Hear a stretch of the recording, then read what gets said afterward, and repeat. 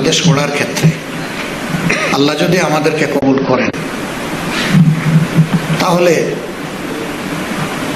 সরকারের দায়িত্ব যদি আমাদের উপর আসে, আল্লাহ ভালো জানেন, এটা আল্লাহর ফয়সালার বিষয়। আল্লাহ তাআলার ফয়সালা এবং মানুষের ভালোবাসা সমর্থন। তাহলে আমাদের প্রথম কাজ হবে শহীদ এবং আহতদের ব্যাপারে যথাযথ সম্মান প্রদর্শন করা।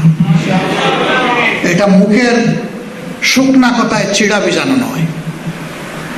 তারা কেউ এই যুদ্ধের ময়দানে যাননি সরকার থেকে কোনো আর্থিক আনুকূল্য পাওয়ার জন্য, তারা গিয়েছেন জাতিকে মুক্ত করার জন্য। যারা জীবনের কোনো চাহিদা ছাড়াই এইরকম গিয়েছেন, তাদের ব্যাপারে এত হিসাব নিকাশ আবার কিসে?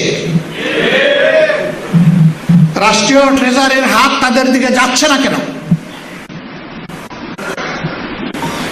একনেকে বিভিন্ন বাজেট পাশ হয়, এর আগে এই বাজেট কেন পাশ হলো না?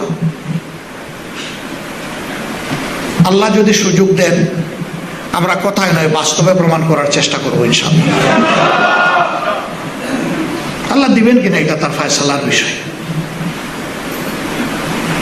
কেন এই শহীদরা লড়াই করেছে? শুধু কি আওয়ামী লীগকে বিদায় করার জন্য? বরঞ্চ দেশটাকে জুলুম মুক্ত করার জন্য, আবর্জনা মুক্ত করার জন্য। তাহলে দেশ কি জুলুম মুক্ত হয়ে গিয়েছে? দেশে কি এখন কোনো অন্যায় অপরাধ হচ্ছে না? দেশে কি এখন খুন খারাপি হয় না? আমার মায়ের ইজ্জত লুণ্ঠন হয় না? শিশুদের জীবন কি অনিরাপদ নয়?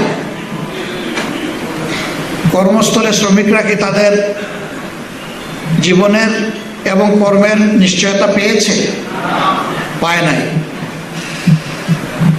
আল্লাহর কসম, আমাদের রাজনীতি এই জন্য নয় যে আমরা ক্ষমতার তক্তে বসে, চেয়ারে বসে বাংলাদেশের কোন সম্পদ কিভাবে নিজের এবং শ্বশুর পরিবারের আয়ত্ত করা যায় সেই চেষ্টা করব।